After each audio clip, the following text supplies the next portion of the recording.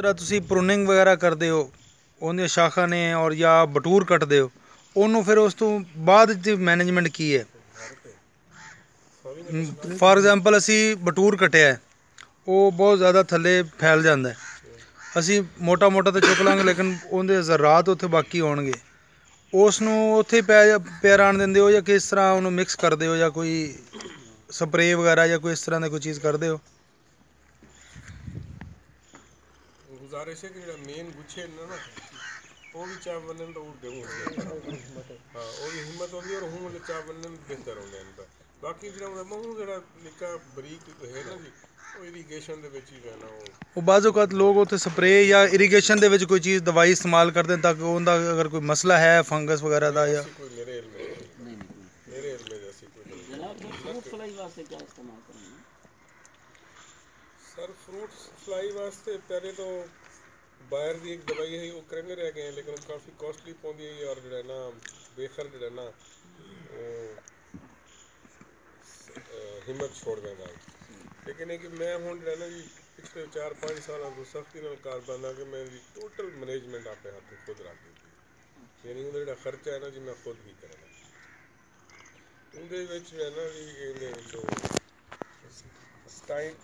Cyano stack ਦੇ ਨਾਂ ਤੋਂ ਇੱਕ ਜਿਹੜੇ ਨਾ ਅਲੀ ਅਕਬਰ ਵਾਲੇ ਨੇ ਸਟੈਟਿਕ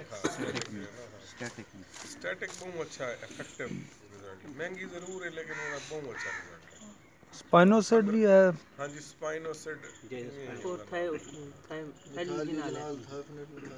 ਜੇ ਉਹਦੇ ਵਿੱਚ ਜ਼ਹਿਰ ਤੇ ਉਹ ਥਾਇਓਜੀਨਲ ਤੇ ਇਹ ਸਰ ਕਿੰਨੇ ਕੁ ਸਪਰੇਅ ਕਰ ਲੈਂਦੇ ਹੁੰਦੇ? ਸਰ ਇਹਦੇ ਸਪਰੇਅ ਨਹੀਂ ਜੋ ਵੀ ਟੂ ਟਾਈਮ ਇਹਦੇ ਟੋਟਲ ਐਪਲੀਕੇਸ਼ਨ ਦੇ ਹੁੰਦੇ ਇਹ ਅਰਲੀ ਆਉਂਦੀ ਹੈ ਜਾਂ ਲੇਟ ਜਿਹੜਾ ਮੈਚੁਰਿਟੀ ਦਾ ਟਾਈਮ ਤੋਂ ਤੰਗ ਕਰੇ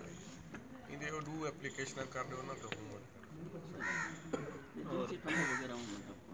ਨਿੱਜੀ ਕੋਈ पहले शुरू कीते आसे पहले शुरू कीते आसे भजन लेकिन उदा बोल हुआ है कि भी वो पूरा तो कुछ 4 महीने जेड़े ना अगर फ्रूट ग्रोथ है ना जी तुसा वो डब्बे शिफ्ट कीती वनो वैरायटियां वाइज जिवें जिवें प्रूनिंग अपना हार्वेस्टिंग थींदी है तो वाल हां वाल उंदे जे के भी जेड़ा ना सेवेरिटी वधी वेंदी है। मिसाल तौर ते एक टाइम तोरे कोल जेड़ा 150 डब्बा यूज थींदा पई